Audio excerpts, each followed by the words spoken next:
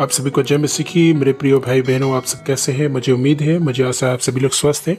फिर से आप सभी का स्वागत है मेरे प्रियो इस पवित्र बाइबल की भजन संहिता में।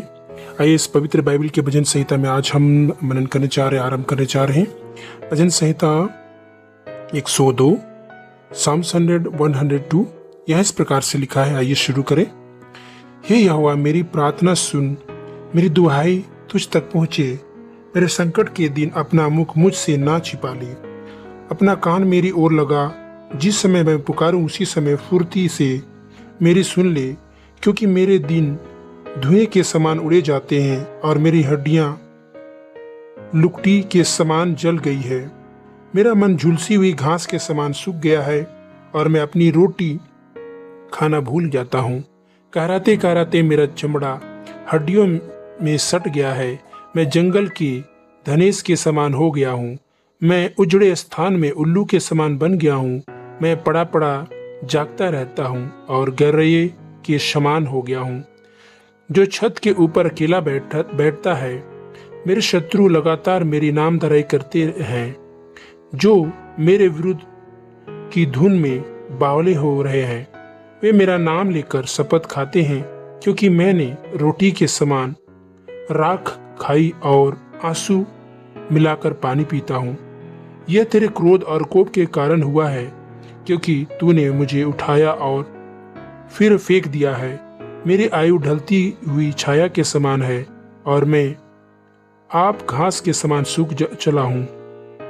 परंतु हे यहोवा, तू सदैव विराजमान रहेगा और जिस नाम से तेरा स्मरण होता है वह पीढ़ी से पीढ़ी तक बना रहेगा। तू उठकर सियोन पर दया करेगा, क्योंकि उस पर अनुग्रह करने का ठहराया हुआ समय आ पहुंचा है। क्योंकि तेरे दास उसके पत्थर को चाहते हैं और उसकी धूल पर तरस खाते हैं। इसलिए जाति जाति यहोवा के नाम का भय मानेगी और पृथ्वी के सब राजा तेरे प्रताप से डरेंगे। क्योंकि यहोवा ने सिय्योन को फिर बसाया है और वह अपनी महिमा के साथ दिखाई देता है। वह लाजर की प्रार्थना की ओर मुंह करता है और उनकी प्रार्थना को तुच्छ नहीं जानता।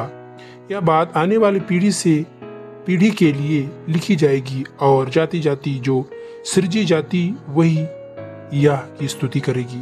क्योंकि यहोवा ने अपने ऊंचे और पवित्र स्थान से दृष्टि करके स्वर्ग से पृथ्वी की ओर देखा है, ताकि बंदियों को कहराना सुने और घात होने वाले के बंधन खोले। और सिय्योन में यहोवा के नाम का वर्णन किया जाए और यरूशलेम में उसकी स्तुति की जाए। यह उस समय होगा जब देश देश और राज्य राज्य के लोग यहोवा की उपासना करने को इकट्ठा होंगे। उसने मुझे जीवन यात्रा में दुख देकर मेरे बल और आयु को घटाया। मैंने कहा, हे मेरे ईश्वर, मुझे आधी आयु में ना उठा ले। तेरे वश पीढ़ी से पीढ़ी तक बने रहेंगे। यदि मैं आदि में तूने पृथ्वी की नींव डाली और आकाश तेरे हाथों का बनाया हुआ है, वह तो नष्ट होगा, परंतु तू बना रहेगा और वह सब कपड़े के समान पुराना हो जाएगा। तू उनको वस्त्र के समान बदलेगा और वह बदल जाएगा, परंतु तू वही है और तेरे वर्षों का अंत नहीं होने का। तेरे दासों की संतान बनी रहेगी और उनका वंश तेरे सामने स्थिर रहेगा। आमीन। इस भजन संहिता से परमेश्वर आप सभी को बहुत बहुत आशीष दे मेरे प्रियो।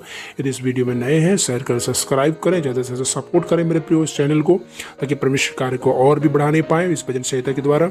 और मेरे प्रियो, यदि नई न्यू वीडियो की अपडेट चाहते हैं मेरे प्रियो, आप बेल आइकन को दबाना ना भूलें और ज़्यादा से ज़्यादा फिर सपोर्ट करें, प्रेयर करें मेरे प्रियो। अगली वीडियो फिर से आप सभी से मुलाकात होगा अगले भजन संहिता में। तब तक के लिए आप सभी को जय मसीह की। परमेश्वर आशीष दे। May the God bless you. आमीन।